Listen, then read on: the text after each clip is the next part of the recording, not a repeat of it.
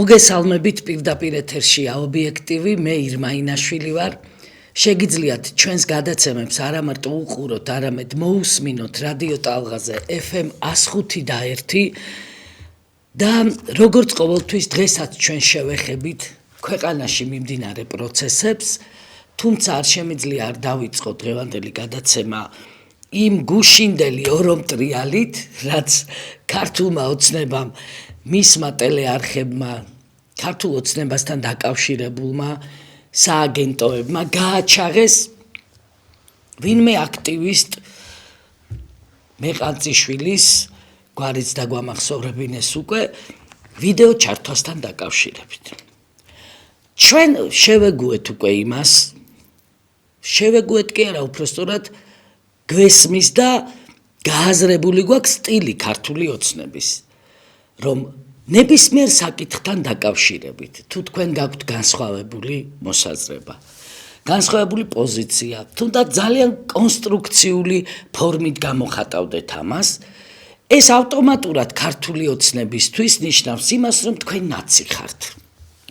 და ეს იარლიყი გამზადებული აქვთ, ჩართავენ ტელეარხებს, ჩართავენ მათ სააგენტოებს, დაქირავებულ ხელფასიან ექსპერტებს, რომელთა ბიოგრაფიაც კი არ იკითხება ინტერნეტში და იწყებენ შეტევას ოპონენტების წინააღმდეგ და განსხვავებული აზრის დევნა მიდის. ეს კამპანია გამიზნულია იმისკენ, რომ გააჩუმონ საზოგადოებაში განსხვავებულად მოაზროვნეები, დააბრკოლონ, შეაშინონ, შეაჩერონ აზრის გამოთქმის პროცესი. და ჩვენ სწორედ ამას ვეწინააღმდეგებოდით სააკაშვილის რეჟიმის პერიოდში და ეს ზუსტად ეს ნიშნავს საბჭოეთს, ზუსტად ეს ნიშნავს ბოლშევიზმს, ეს არის ღია დევნა განსხვავებული აზრის წინააღმდეგ და ამას აკეთებდა ის საბჭოთა სისტემა თავის დროზე, ეს ძალიან კარგად აითვისა ქართულმა ოცნებამ. ეხლა ჩვენ კადრში ვხედავთ ტელეკომპანია იმედის მიერ მომზადებულ სიუჟეტს და სწორედ ამ სიუჟეტს მინდა შევეხო რამდენიმე წამით. გუშინ მე დამიკავშირდა ტელეკომპანია იმედი, ტელეკომპანია რუსთავი 2, თხოვდნენ კომენტარს აი ამ ვიღაცა მეყანწიშვილის ვიდეო ჩართვასთან დაკავშირებით და მისვამდნენ შეკითხვას, აი თქვენ ნაცებს აფინანსებთ. ეხლა ეს ტრაგიკომედია არ არის, მეგობრებო. ჩვენ რომ ასეთ რამეს გვეტყვი, სინდისის ძარღვი ხომ საერთოდ გაწყვეტილი გაქვს შუბლზე და აი ამ სიუჟეტის ავტორი მესაუბრა გუშინ და რაოდენ საინტერესოა, იცით რომ მივეცი კომენტარი პასუხობ შეკითხვაზე, რომ ეს არის აბსურდი, სისულელე, სიგიჟე, ტყუილი და ამ დროს სიუჟეტში აცხადებენ, რომ ირმა ინაშვილმა კომენტარი არ ისურვა თურმე ამ თემაზე. თუ გვაქვს საშუალება, რომ აი ეს ფრაგმენტი მოვასმენინოთ ტელემაყურებელს, არ ისურვა ირმა ინაშვილმა კომენტარიო, შეგვიძლია გავუშვათ ეთერში. ვიდეოს შინაარსსა და აქციების დაფინანსების საკითხზე ლაპარაკი არ სურს ირმა ინაშვილს. კითხვებს თავს იგლ ჰილსის ისტორიულ ინვესტიციაზე თავდასხმით არიდებს. მე ამომწურავი პასუხი გავეცი ტელეკომპანია იმედს, ტელეკომპანია რუსთავი 2-ს, ქართული ოცნების პარტიულ ტელევიზიებს და ჩემი კომენტარისას, ახლა თქვენ მოგიყვებით, რას გავუსვი მე ხაზი. ვთქვი, რომ ეს სისულელე და ტყუილია, რა თქმა უნდა სისულელეა, ახლა თუ ვინმეს ჯანსაღი აზროვნება ჯერ კიდევ არ დაუკარგავს, უნდა ესმოდეს, რომ ჩვენი ნაცებთან დაკავშირება არანაირად არ გამოვა და არც გამოდის. იმიტომ რომ ეს არის ისეთი მამალი ტყუილი, რომ იტყვიან, რომლის დაჯერებად რაშიც დარწმუნება წარმოუდგენელია. ჩვენი საზოგადოება ამას არ ჭამს. მე ამას ქართული ოცნების პოლიტიკური ელიტის საყურადღებოდ ვამბობ, რომელიც აი ამ უღირსი ხერხით გვებრძვის ჩვენ.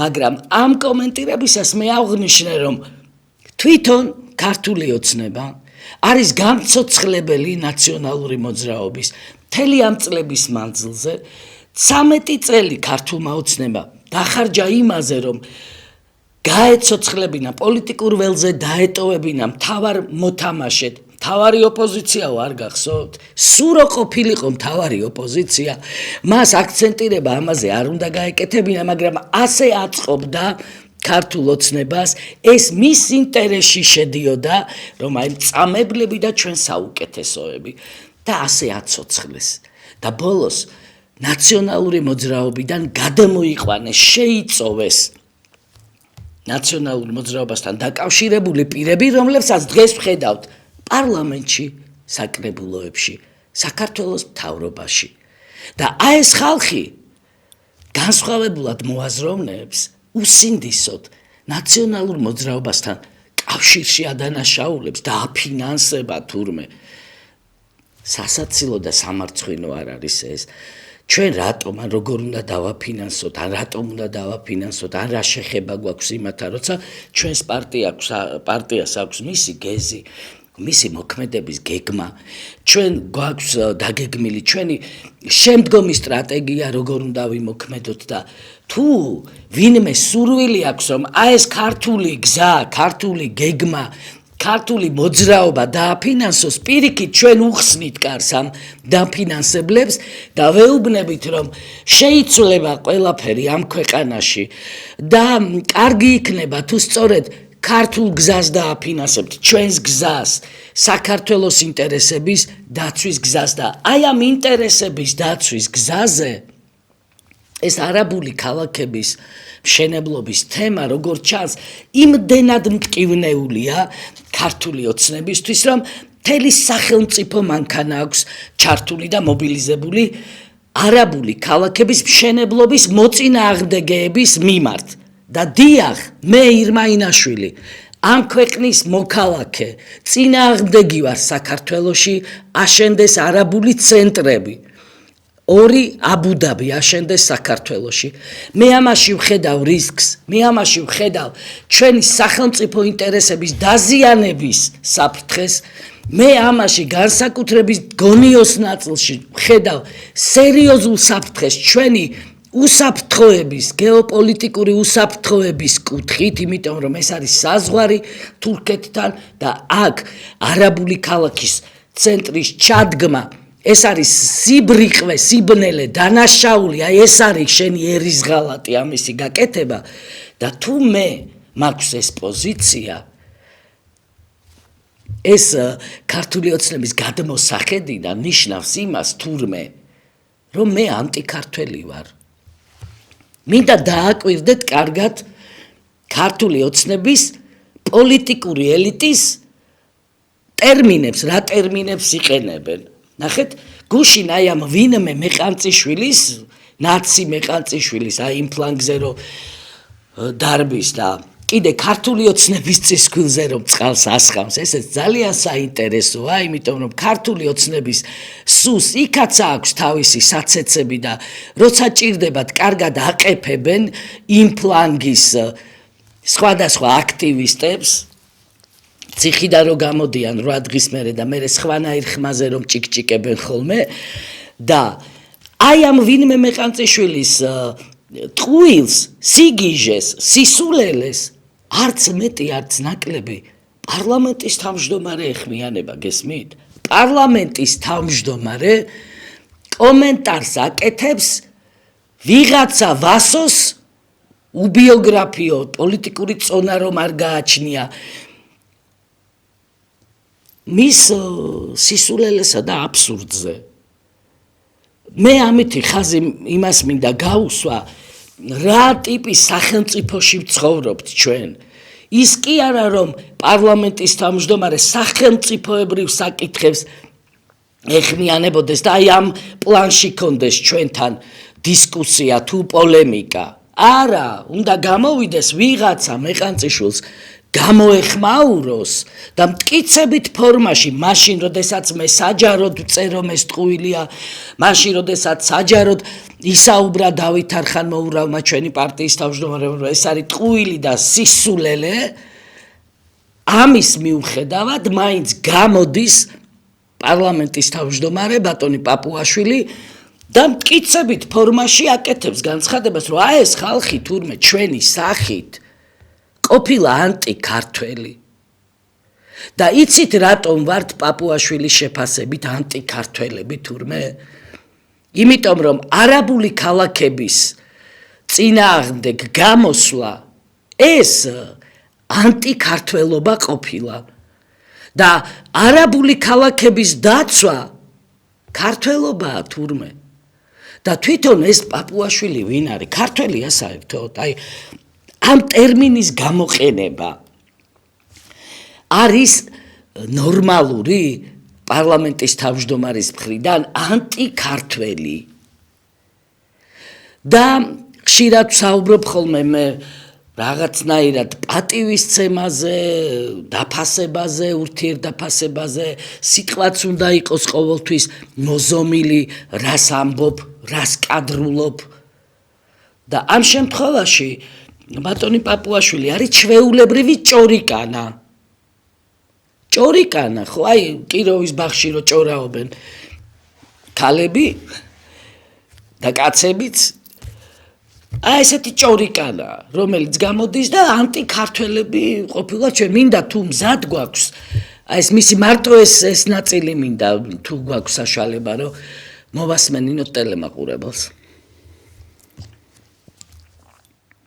პაპუაშვილის გამოსვლიდან თუ გვაქვს მზად ეს ფრაგმენტი თუ არა ევროპელი ყველა აღმოჩნდა ანტიქართველი. აი ეს არის მთავარი საკითხი, რაც საზოგადოებამ უნდა გამოიტანოს, რომ სწორედ ეს არის საკითხი, რომ როდესაც ერთიანდებიან ესეთი ერთმანეთის მიმართ ვითომ ანტაგონისტური ძალები, ერთი მეორეს პროვოს ეძახის და მეორე პროევროპელს და ამაზე მიდის ასე ვთქვათ მთელი კონფლიქტი და სინამდვილეში აღმოჩნდა რომ არა მხოლოდ საერთო დღის წესრიგი აქვს, არამედ აქვს ასევე საერთო ფინანსები, თორემ საიდან აქვს ეს ფული ახლა რომ აფინანსებდეს, საერთო ფინანსები აქვს, ეს აჩვენებს რომ ეს არის გარედან მართული ერთიანი კოორდინირებული თავდასხმა საქართველოზე, ქართულ ხალხზე, მის ინტერესებზე და ეკონომიკური დივერსია. კარგი ხანია, რაც ეს პატრიოტთა ალიანსი ჩამოყალიბდა ამ კოლექტიური ნაცმოძრაობის ერთ-ერთ შემადგენელ ნაწილად. ეხლა როდესაც კრიტიკული მომენტია ზოგადად სოფლიოში, რეგიონში, საქართველოს ესოდენ დიდი ძალები უტევენ, რასაკვირველია მათი მონაწილეობა კიდევ ერთხელ არ დასტურებს, რომ საქართველოზე შეტევა არის დაგეგმილი და მრავალმხრივი. საოცრებებს ვისმენთ მოკლედ ჩვენ ერთიანდებიანო მტკიცებით ფორმაში. არავისთან არა ვართ ჩვენ გაერთიანებული, პატრიოტთა ალიანსმა შექმნა ეროვნული ერთობა და აი ამ ჩვენს ერთობაში ეროვნული ტრადიციონალისტური ეროვნული ძალები არიან გაერთიანებული, იქნება ეს პარტია თუ საზოგადოებრივი მოძრაობები და ჩვენ შორის ნაცებს ნამდვილად ვერ იხილავთ, ყოველთვის ხაზი ესმება იმას, რომ მინუს და არა ნაცებ. ჩვენ არა გვაქვს იმათთან არავითარი საერთო, არც ლელოებთან და არც არავისთან და აი ესეთ მტკიცებით ფორმაში, რომ თურმე გაერთიანებულები ყოფილვართ, ფულსაც გვაძლევენ ვიღაცები საიდანღაც. ბატონო პაპუაშვილო რა, ერთი იქნება კარგად ამიხსნათ ფულს ვინ გვიხდის რა. გეცოდინებათ ვინ არის ინკოგნიტო დაფინანსება. მე არ ვიცი, ჩვენამდე არავითარი დაფინანსება არ მოსულა, მაგრამ იქნებ ამიხსნათ თქვენ ღიად თქვათ ვინ არის ინკოგნიტო დაფინანსებელი, იმიტომ რომ დაგვაფინანსონ საჯაროდ არა ვართ წინააღმდეგი, ჩვენ დაფინანსება მივიღოთ და მოვახმაროთ ქართულ საქმეს და საქართველოს ინტერესებს. მაგრამ ჯერ ჩვენთან არავითარი დაფინანსება სადღაც იქ ზემოდან ვიღაცა ერთიანი ხელით გარედან უხდის ფულს გრცხვენოდეთ თქვენ. აი ბატონო პაპუაშვილო მართლა ანტიქართველო არ არაობა. უბიოგრაფიო ადამიანო, რომელმაც დაუმსახურებლად ჩაიგდეთ ხელში საქართველოს პარლამენტის თავმჯდომარის ეს თანამდებობა და ბედავთ და კადრულობთ იმას, რომ ესე ისროდეთ სიტყვებს. და ანტიქართველი თქვენ გააზრებული გაქვთ რა ტერმინს იყენებთ საერთოდ ჩვენ საქართველოსთვის მე პირადად საქართველოსთვის და ამ პარტიაში ძალიან ბევრი ომის ვეტერანია სიცოცხლე გვაქვს გაღებული ჩვენი სამშობლოსთვის თქვენ არარაობავ უბიოგრაფიო არარაობავ როგორ ბედავთ იმას რომ მე მიწოდოთ ანტიქართველი არა ქართველი ამას როგორ კადრულობთ საერთოდ? აი ხა ვოლსკი ჩანდა კიდე თავისი ბჭყალებში ბრძნული კომენტარით. ყოველთვის თავს ვიკავებდი ბატონ ვოლსკიზე კომენტარი გამეკეთებინა. წლების მანძილზე ვიკავებდი თავს, იმიტომ რომ პატარა ქვეყანაა, თბილისიც პატარა ქალაქია, ბევრი საერთო მეგობარი გვყავს ჩვენ და ვუფრთხილდებოდი ამ ურთიერთობებს და ანგარიშს უწევდი მე ამ წრეს, რომელთანაც რაღაცა ურთიერთობა და მეგობრობა გვაკავშირებს ჩვენ, საერთო მეგობრობა, მაგრამ ბატონი ვოლსკი არასდროს ამას ანგარიშს არ უწევდა. ჩემთან მიმართებაში კი არა, საკუთარ ნათესავს სალომე ზურაბიშვილს არ უწევდა ანგარიშს არასდროს და ყველანაირ შეურაცხყოფას თუ შენიშვნებს აძლევდა. ანუ არასდროს არ დაუცავს მას ეს რაღაცა ზნეობის ფარგლები. ამიტომაც ეს მე მაძლევს საშუალებას, მეც უპასუხო ბატონ ვოლსკის ამ საბჭოთა ნომენკლატურას და საბჭოთა ინსტრუქტორს. კარგად გაიაზრეთ ბატონო გია ვოლსკი, რომ თქვენს აი ამგვარ კომენტარებს აუცილებლად ჩვენი პასუხები მოყვება. კოლექტიური ნაციონალური მოძრაობა შენახარ ბატონო გია. იმიტომ რომ მე ნაციონალურ მოძრაობასთან არც დავით თარხან მოურავს. ბრძოლის გარდა არაფერი არ შეხება არ გქონია. ჩვენ ვიყავით დაპირისპირებული 2003 წლიდან. როცა თქვენ იმ ნაციონალური მოძრაობის ჩირგლებში იყავით შემძვრალი და ძალიან კარგად კომფორტულად მუშაობდით ნაციონალური მოძრაობის და მიხეილ სააკაშვილის პრეზიდენტობის პირობებში. და გია ბარამიძეც ბევრჯერ გადაარჩინეთ და ყველაფერზე ვილაპარაკებთ ჩვენ. და ამ ისეთი სახით რომ გამოდიხართ რაღაც სევდანარევ ტრაგიკულ შეშფოთებული სახით რომ თურმე პატრიოტთა ალიანსი კოლექტიური ნაცმოძრაობა გწვენოდეთ მართლა ბატონო გია ვოლსკი აი ამას რომ კადრულობთ მაგრამ ქართული ოცნების მმართველობის აი ამ ბოლო წლებმა გამოკვეთა ერთი მნიშვნელოვანი უბედურება ერთი მნიშვნელოვანი მანკიერება რომ უნდა იყო არ მინდა ხა არაკორექტული ტერმინი გამოვიყენო და მიხვდით რასაც ვგულისხმობ. უნდა იყო შემძრომი. ერთ ადგილზე შემძრომი. რომ შენი ის რაღაცა კომფორტი, შენი პატარა სტატუსი და შენი რაღაც კეთილდღეობა არ დაკარგო. და ბატონი ვოლსკი აი ამ მიმდინარეობის, შემძრომთა მიმდინარეობის ერთ-ერთი თვალსაჩინო წარმომადგენელია ჩემი აზრით. და კიდევ ბევრს ვიტყვით და ყველას გაეცემა პასუხი. ჩვენ წლების მანძილზე ვცდილობდით დაგვეცვა რაღაცნაირად დაგვეცვა აი ეს პრინციპი რომ არ შევხებოდით პირადად არ შევხებოდით არავის რაღაცნაირად გაგვეწია ანგარიში კიდე ერთხელ უსვამ ხას ვცხოვრობთ ქვეყანაში სადაც ერთმანეთს ვიცნობთ გადასარევად იცის ბატონმა პაპუაშვილმაც და ბატონმა ვოლსკიმაც რა დაფინანსება გვაქვს ჩვენ და შესანიშნავად იციან ჩვენ ვისთანა გვაქვს კავშირი და ვისთან არა გვაქვს კავშირი და ისიც არაჩვეულებრივად იციან რომ პატრიოტთა ალიანს არაფერი არა აქვს შეხება აი ვიღაცა აქტივისტებთან და მათ დაფინანსებასთან პიკაპებთან და ასე შემდეგ მაგრამ ორმა გუბედურებად ის მიმაჩნია, როცა იციან რომ ეს ტყუილია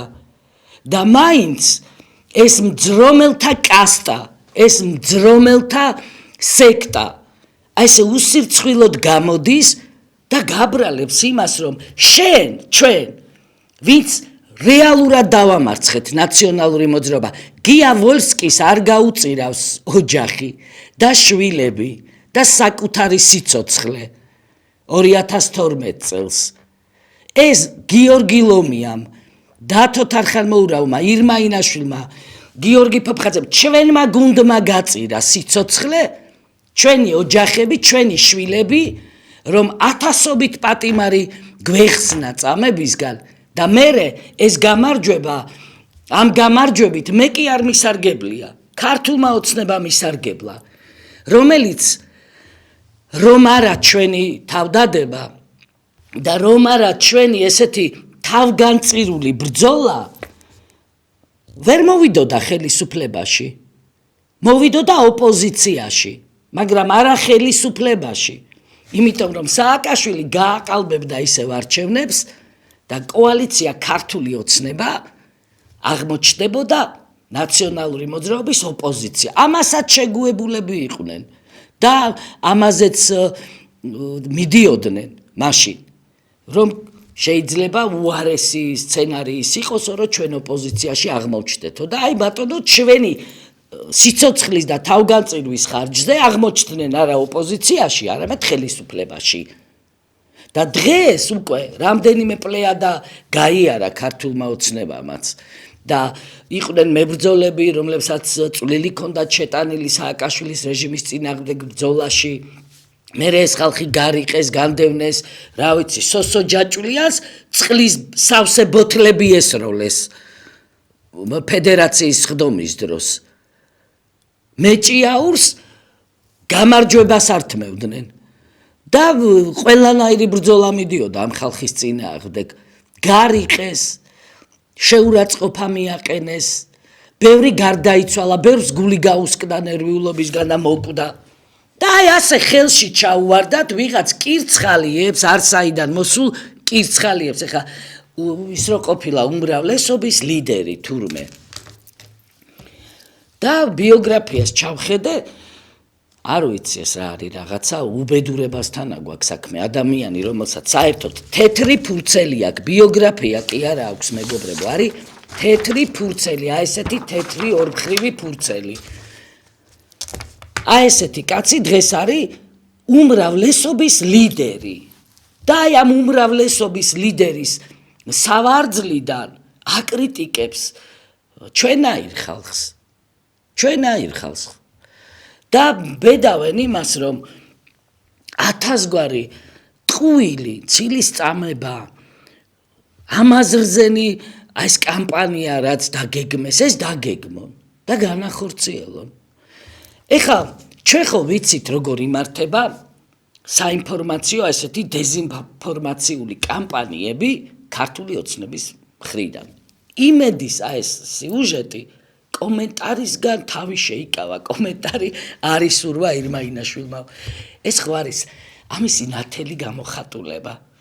მე ხანგრძლივი კომენტარი მივეცი ტელეკომპანია იმედს, რომელიც რაღაც რა გაავრცელეს და რა ამოჭრეს იქიდან, მეც ვერ გავიგე შინაარსი სიმართლე გითხრათ. და ესეთი მტკნარი ტყუილი იკადრო ეს არის ქართული ოცნების სამარკო ნიშანი სხვათა შორის. და დეზინფორმაციული კამპანიების დაგეგმა ხდება შემდეგნაირად: პარტიიდან მზა ტექსტები, უკვე დაწერილი ტექსტი მისდით იმ სააგენტოებს მეილებზე, რომლებთანაც კონტრაქტი აქვს გაფორმებული ქართულ ოცნებას, პარტია ქართულ ოცნებას და ყოველთვიურად აფინანსებენ იმ სააგენტოებს და უცბად გუშინ ამ სააგენტოებმა გამოფინეს ვინმე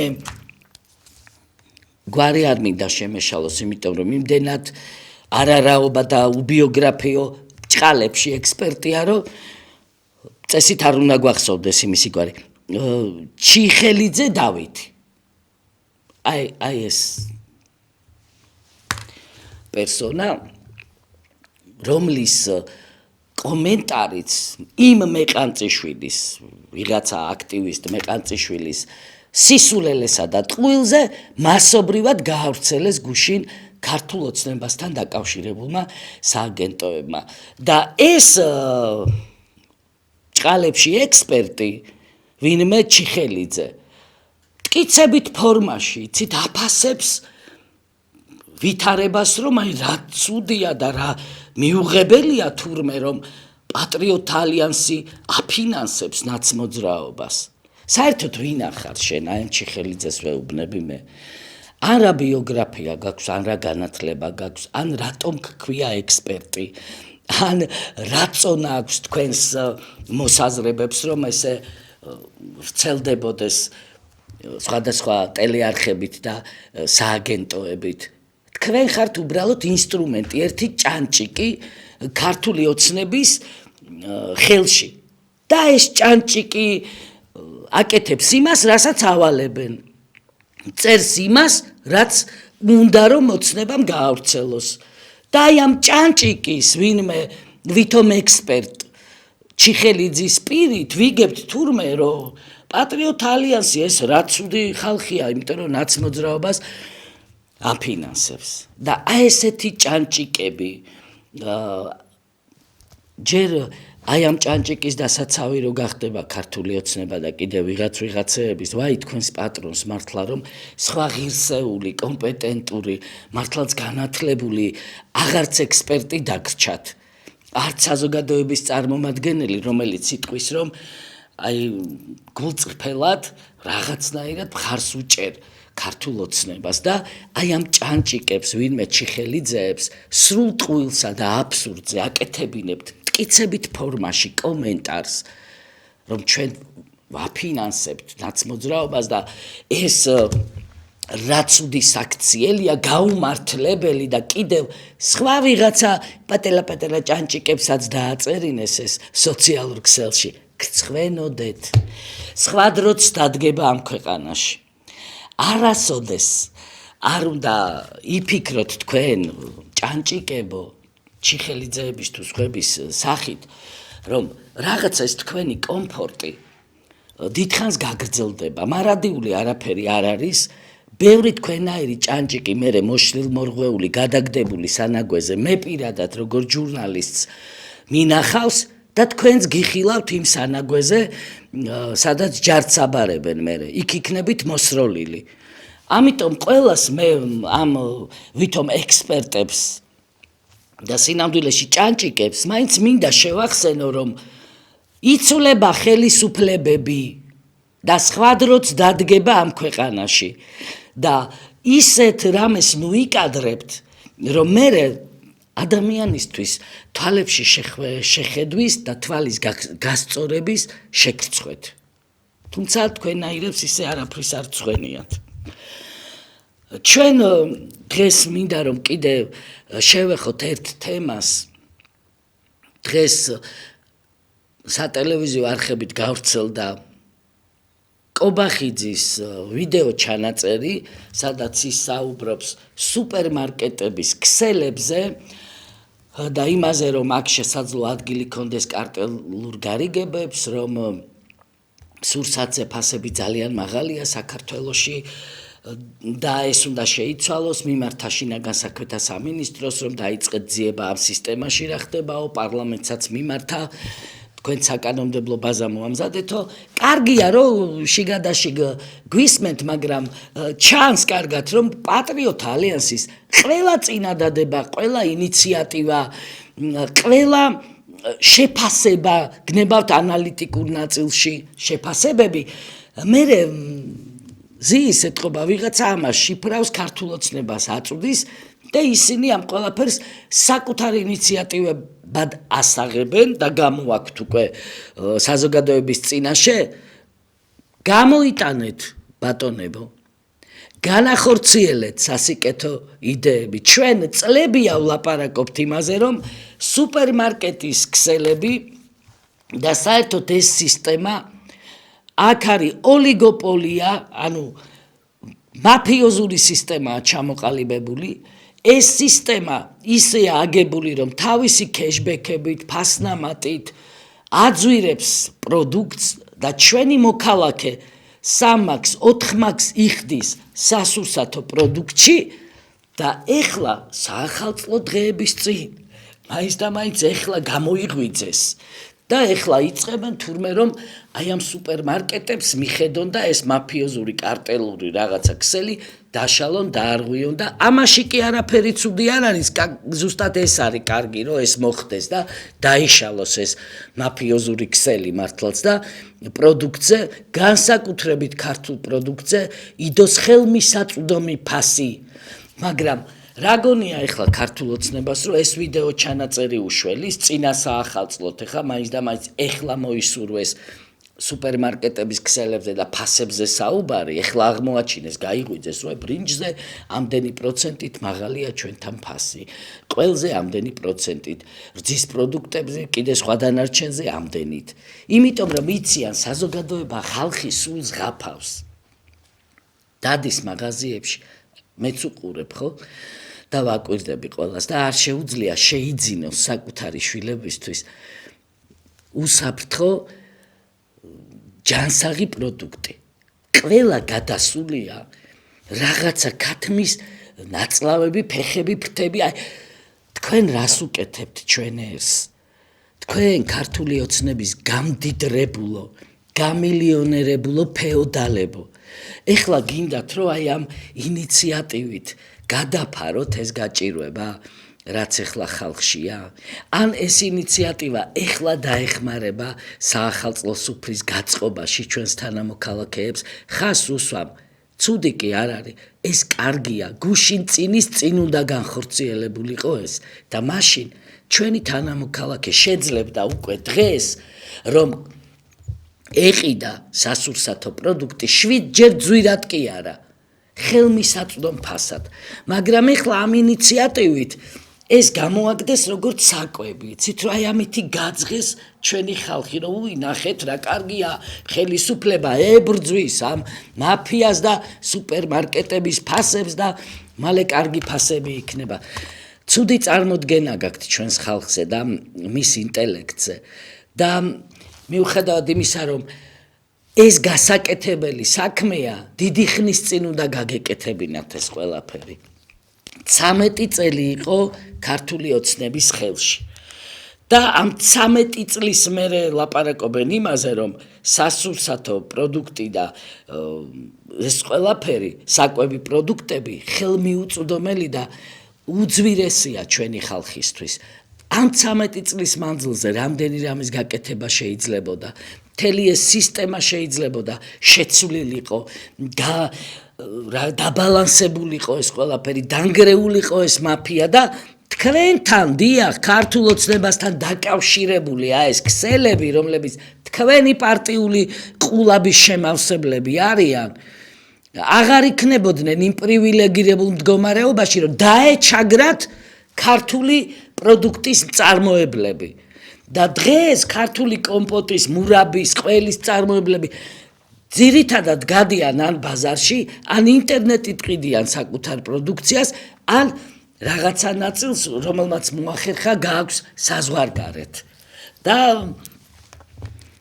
მთელი ამ წლების განმავლობაში ეს სუპერმარკეტების ქსელების მაფია მილიონებს აკეთებდა და ამ მილიონებიდან ოცნებას წირავდა მერე არც თუ უმნიშვნელო სახსრებს. და ეხლა რომ გაძღეს ჩვენი ხალხი, ამ ინიციატივით გამოდიან. ამ დაგვიანებული კარგი, მაგრამ დაგვიანებული ინიციატივით. და მინდა გითხრათ, რომ ბევრი მიმართულებით არის ქვეყანაში შესაძლებელი მდგომარეობა და ვითარება.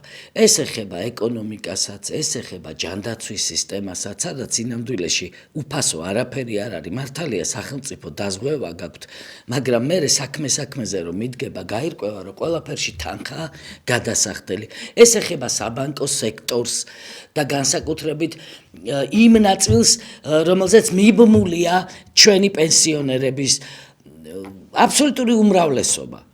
და არის საბანკო პროცენტის, უზარმაზარი პროცენტის მძევალი და ეს არის უდიდესი წნეხი ჩვენი პენსიონერებისთვის, რომლებიც ვერ ახერხებენ მედიკამენტის და საკვები პროდუქტების შეძენას და ის ვალი კიდე ვალად რჩებათ და არ შეიძლება ესეთ მდგომარეობაში ჩააგდო შენი პენსიონერი, რა მდგომარეობაშიც დღეს ქართულ ოცნებას ყავს 800,000-ზე მეტი პენსიონერი ჩაყენებული, სწორედ აი ამ საბანკო მძევლობიდან გამომდინარე და ბევრი რამ არის გასაკეთებელი კიდევ. ბევრი რამ არის შესაძლებელი. მაგრამ ეს ბევრი რამ რო შეიცვალოს, ქვეყნის ხელისუფლებაში უნდა იყოს ხალხი, რომელსაც მართლა ეყვარება ეს ქვეყანა, რომელიც თავის გამდიდრებაზე კი არ იფიქრებს, ხალხზე იფიქრებს. ჩვენ დღეს ვხედავთ, რომ თურმე ესეთი არაკორუმპირებული წესიერი ქართული ოცნება, რომელიც 13 წლის მანძილზე გვიმტკიცებდა, რომ არის ძალიან არაკორუმპირებული და პატიოსანი, დღეს ირკვევა, რომ მინისტრები, მინისტრის მოადგილეები, დეპარტამენტის უფროსები, ეხლა უშიშროების მინისტრი დააკავეს ხო გუშინ. წარმოიდგინეთ, მთელი ეს სახელმწიფო სისტემა მექრთამეების და კორუმპირებულების ხელში იყო. მაგრამ დღეს რო აიმათ ასამართლებს, ის ხალხი სად იყო? კობახიძე არ იყო პარლამენტის თავმჯდომარე მაშინ? პარლამენტს რა ფუნქცია აქვს? არევალება, თავრობის კონტროლი? არევალება, კონტროლი, სხვადასხვა სამინისტროები ბიუჯეტს როგორ ხარჯავენ? იმ ტენდერების კონტროლი, არევალება, სახელმწიფო ტენდერების, ნდობის ჯგუფს, არევალება, პარლამენტის ნდობის ჯგუფს, კონტროლი, რომ რა ხდება თავდაცვის სამინისტროში, რა ფასად ყიდულობენ რაღაც აპარატურას, რა არის ეს. ანუ, რა გამოდის, იცით? 13 წლის მანძილზე თქვენ გიმტკიცებდნენ, რომ ეს საუკეთესო ხელისუფლებაა და კორუმპირებული გაიძვერა მამაძაღლების ხელში მყოფილ ვართ ჩვენ, რომლებიც დიდრდებოდნენ თქვენ ხარჯზე. თითოეული საქართველოს მოქალაქის ხარჯზე. და დღეს ეს გამდიდრებული ფეოდალები, მრავალი მილიონი რო აქვს, ზოგს საბანკო ანგარიშზე, ოფშორებში, ზოგიც მუთაქაში ინახავს და სეიფში. აი ეს ხალხი გამოვა და თქვენ, რომლებიც ეწინააღმდეგებით ჩვენს ლამას სამშობლოში არაბული ქალაქების აშენებას, იმიტომ რომ ამაში საფრთხეს ხედავთ, ანტიქართველს დაგიძახებთ. აი ამასთანა გვაქვს საქმე ჩვენ, ამ უბედურებასთან. და ეს ხალხი, ჩემი აზრით, უნდა წავიდეს, წასასვლელია ხელისუფლება. ასეთ ხალხს ხელისუფლება არ უნდა კონდეს ხელში.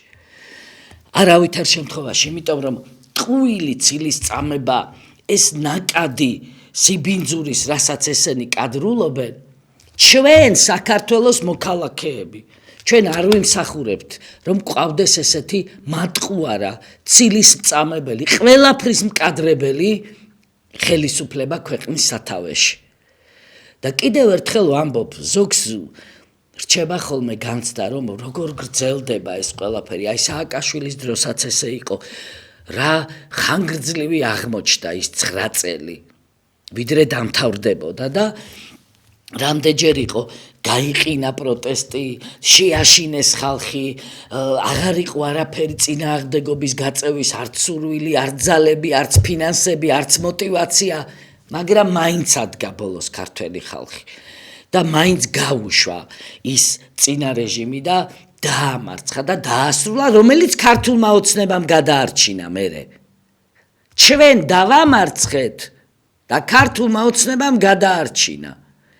და დღეს ეს ქართული ოცნება არის მუტანტი, ნაცმოძრაობა და რაღაცა ახალი NGO-ებში რომ მუშაობდნენ თვითონ. აი ბატონი პაპუაშვილი სადღაც გერმანულ NGO-ში მუშაობდა, იქ სოროში იყო ჩამალული კობახიძე, იქ კიდე ვიღაცეები სადღაც იყვნენ შემალულები, ზოგი ნაცებთან, ზოგი ნაცებთან დაკავშირებულ სამშენებლო კომპანიებში და ზოგი კიდე ვოლსკის სახით პირდაპირ ნაციონალური მოძრაობის და სააკაშვილის რეჟიმის სამინისტროში მუშაობდა და არ აწუხებდა არაფერი. 2004-6 წლებში ბევრი რამ ხდებოდა უკვე ამ ქვეყანაში ისეთი სააკაშვილის რეჟიმის დროს, რაზეც ხმა იყო ამოსაღები, ვეტერანების დარბევა, უნივერსიტეტში პროფესურის გამოყრა, ავტონომიის წართმევა, მერე ამ პროფესორების გასამართლება ხულიგნობის მუხლით, სამეცნიერო კერების გაჩერება და დახურვა და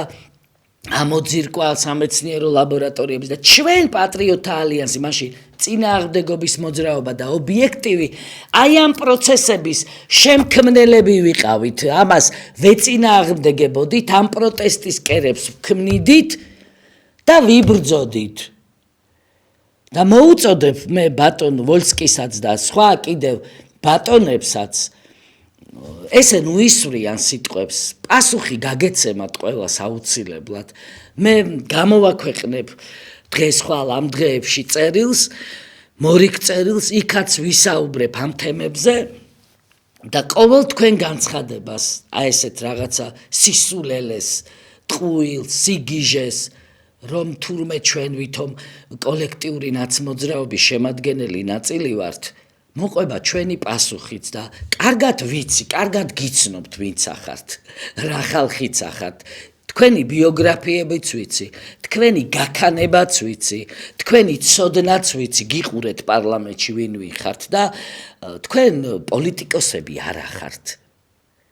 თქვენში არ არის ის უნარები, ის რესურსი, რაც პოლიტიკოსს უნდა გქონდეთ. თქვენ ყველა სხვადასხვა ზომის მოცულობის ინსტრუმენტები, ზოგი ჭანჭიკია, ზოგი რაღაცა მექანიზმია, უფრო ჭანჭიკზე უფრო რთული მექანიზმი. და ესენი ხართ ქართული ოცნების სისტემაში. და ძალიან კარგი გასაგები ტერმინი მოგისადაგეთ მე. მძრომელთა სექტა, მძრომელების ლიგა ხართ. აი კონკრეტულად ბატონი ვოლსკი. ამ მძრომელების ლიგის ერთ-ერთი თვალსაჩინო წარმომადგენელია და დააკვირდით რა თქვენ სიტყვებს. დააკვირდით ამ ყველაფერს. ჩვენ ობიექტივის ეთერში კიდევ ბევრჯერ შევხვდებით, რა თქმა უნდა, ვისაუბრებთ სხვადასხვა თემებზე, ის რაც ჩვენს ქვეყანას ეხება. გითხრათ სიმართლე, 2012 წელს, როდესაც გავრცელდა ციხის კადრები, როდესაც ვამხილეთ პატიმრების წამების ფაქტები ქართულ გულაგებში და მე ჩვენ ბრუნდებოდით საქართველოში მე და დავით თარხანმოურავი და აქ უკვე ყველაფერი ამათ დალაგებული ქონდათ კოალიციაც, პარლამენტში ვინ შედის და ყველაფერი. მე ვერ წარმოვიდგენდი, რომ ოდესმე მომიწევდა იმაზე საუბარი, რომ საქართველო ეს არის ფეოდალური სახელმწიფო. რომ საქართველოში ტროტუარზე მიტინგის ჩატარება აკრძალულია. მე ვერ წარმოვიდგენდი, რომ მომიწევდა ისეთ ქვეყანაში ცხოვრება, იმიტომ რომ 9 წელი ჯოჯოხეთში ვიცხოვრეთ და ამას ჩემი გონება არ უშვებდა, რომ კიდევ წინ არის 13 წელი და ეს 13 წელი ხელისუფლება ისეთი ადამიანების ხელში იქნება, რომლებიც არიან ყველაფრის მკადრებლები, მატყუარები, ცილის მწამებლები, ძალაუფლების შემნარჩუნებელი ყველაფრის ხარჯზე. და სამწუხაროა, რომ ჩემი მოლოდინი არ გამართლდა. მე სხვა საქართველოს ვხედავ, სხვა საქართველო მემეტება, ჩვენი მომავალი, ჩვენი თავისთვისაც სინამდვილეში და ჩვენი შვილების და შვილიშვილების თაობისთვის. თავისუფალი საქართველო, თანასწორი საქართველო, ის კი არა მონები, ყმები და ფეოდალები, სადაც ყველა თანასწორი ვართ.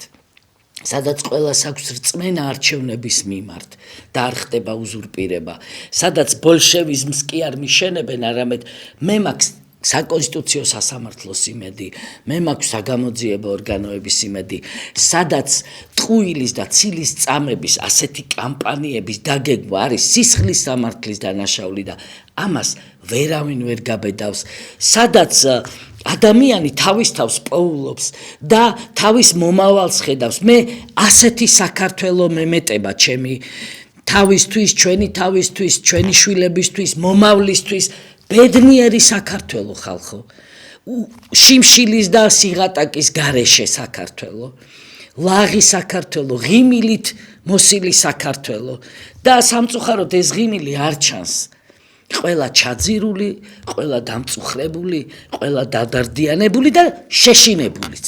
აი შიში დათესა კობახიძის ამ მმართველობამ და ეს უნდა გარდატყდეს, ეს უნდა გადავტეხოთ. ამიტომ არ შეგუება, ეს არის ჩემი მთავარი მოწოდება, რაც მინდა გაგიზიარო და რა მოწოდებითაც მინდა დავასრულო ჩემი დღევანდელი ეთერი, მონოლოგი, ასე ვთქვათ, არ შეგუება სიბოროტესთან, ტყუილთან, ცილის წამებასთან, ჩვენ ამ გზით უნდა ვიაროთ. დიდი მადლობა ყურადღებისთვის, ობიექტივი განაგრძობს მაუწყებლობას, მე გემშვიდობებით ნახვამდის.